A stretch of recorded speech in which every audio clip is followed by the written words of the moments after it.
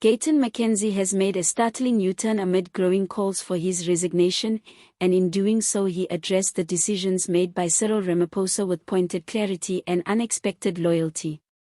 Once publicly under pressure to resign over old social media posts and controversial remarks, McKenzie is now saying that he will not vote against President Ramaphosa even if his party walks away from coalitions, a shift that has political watchers scrambling to interpret. According to reports, the leader of the Patriotic Alliance, PA, told Business Day, "I've already been approached by all parties to join the vote of no confidence against Ramaphosa and I will not do that. I'm going to vote for Ramaphosa even when I'm outside." The context behind this reversal is layered. McKenzie had faced intense scrutiny after a series of resurfaced old tweets and remarks that many considered racist. He had at one point declared that he would resign if the president asked. As reported, Sport, Arts and Culture Minister Gayton McKenzie said he would resign if Ramaphosa ordered him to do so. Yet now, despite internal pressures and coalition breakdowns with the ANC, McKenzie is positioning himself differently. He has said he respects Ramaphosa's decision-making role and will not join efforts to bring the president down.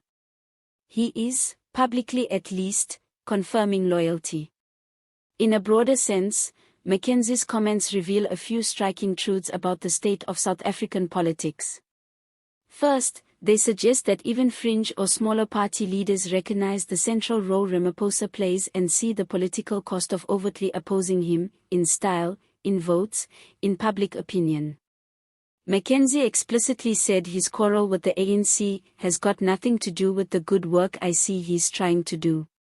Second, this U-turn hints at the limitations that smaller parties face when they attempt to play kingmaker. Withdrawing from coalitions or threatening to resign is one thing, opposing the person at the top is another entirely.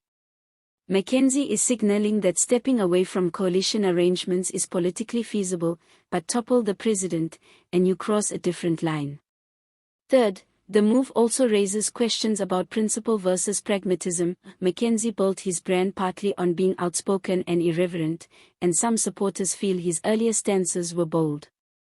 So now this pivot to supporting Ramaphosa may expose internal tensions between identity, opposition, and governance strategy. Behind the scenes, the PA is reportedly preparing to walk out of the Government of National Unity, GNU, and withdraw from certain coalitions, particularly after the ANC's leadership in Johannesburg refused to reinstate the PA's deputy in a mayoral committee slot. McKenzie described it as the last straw in a string of broken agreements. But crucially, while his party may leave coalitions, McKenzie says the president remains beyond the red line. He has repeatedly emphasized he would not vote for a motion of no confidence against Ramaphosa. On the contrary, he sees Ramaphosa as someone who decided to make me a minister and thus deserves respect. For viewers tracking power dynamics, this situation offers a rich narrative. McKenzie's reversal gives us plenty to unpack. Was the earlier threat of resignation purely strategic? How much of this is image management versus ideological shift? Do smaller party leaders retain genuine influence, or are they effectively subsumed under larger leadership's shadow?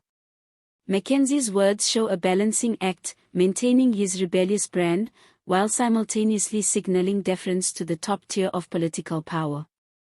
Another layer, the tweets and controversies that prompted the resignation calls remain relevant. McKenzie earlier stated that he won't apologize for past tweets which political opponents describe as racist, even if the president asked him to. He insisted the calls for his removal were politically motivated. Now in the midst of that storm, by aligning himself with Ramaphosa, McKenzie is repositioning himself as a voice of support rather than disruption. This shift may be designed to protect his ministerial role, Minister of Sport, Arts and Culture, and his party's political viability. The question remains whether it will alienate supporters who were drawn to his earlier combative persona.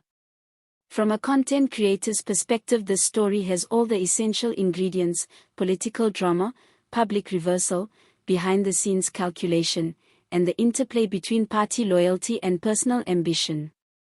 It's a live story with future moves to watch. How will the PA behave once it officially withdraws from coalitions?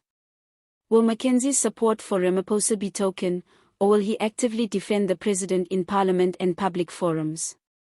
Will critics say he's abandoned his earlier principles?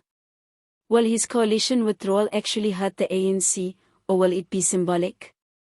To keep your audience coming back, the next episodes will be vital: the interviews with PA insiders, reaction from other parties, especially the Economic Freedom Fighters and African National Congress, tracking motions of no confidence, and following McKenzie's performance as a minister.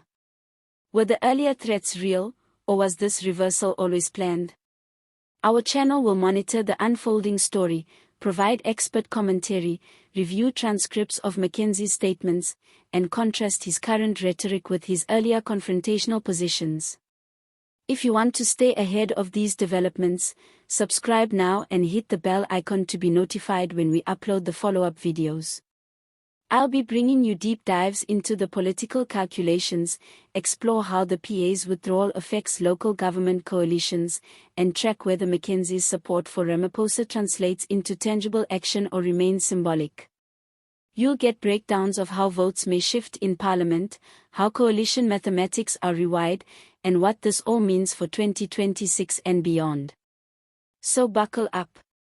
McKenzie's U-turn is not just a one-off soundbite, it reflects a shifting terrain in South African politics where principle, pragmatism and survival all collide. We'll be right here following it every step of the way.